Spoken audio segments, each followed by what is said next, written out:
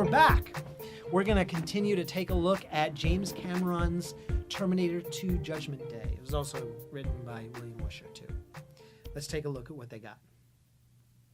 I just want to say, as I'm looking for the next thing, this is a very dense script. There's a lot on the page. And that's good. And not everything on the page made it to the movie, but all of it is pretty darn good. And for, I should imagine, to a certain extent, a sci-fi or a period piece for that matter are a little more denser than, say, today, a romantic comedy, which probably look lighter on the page. It would be more white on the page. Okay, let's take a look at this. This is nice. I like this, especially when it comes to important parts in the movie, pivotal parts of the movie. And this is where the T-1000 finally gets what's his. 209C. The T-1000 is blown back a step, and Sarah advances with each shot. The craters in the T-1000's body heal slowly.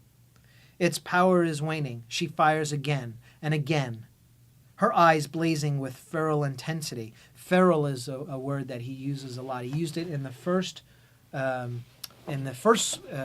screenplay. You'll see feral. He uses that a lot, which is really good.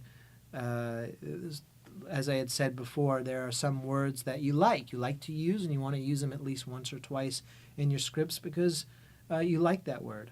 The other word that he uses, what's the other word? I can't remember now. But there, if you read both scripts, you'll see that words like feral, what was the other word? I can't remember it now. Well, we'll get back to it. Anyway, she walks in back, right to the edge of the pit of molten steel. Chakank, click, she's empty. The T-1000 is right at the edge. In a second, it will recover its composure as its crater hits close slowly. She has failed. Now it will kill them both. Except, I really like that. Now it'll kill them both. You see how he's talking directly to the reader. It's not just what happens. He's having a conversation with the reader, with the audience. And then we shoot down a little bit and we see the T-1000's head and upper body reappear above the molten steel. This is after it falls in. The other Terminator shows up. It is screaming, a terrifying, inhuman siren of a scream.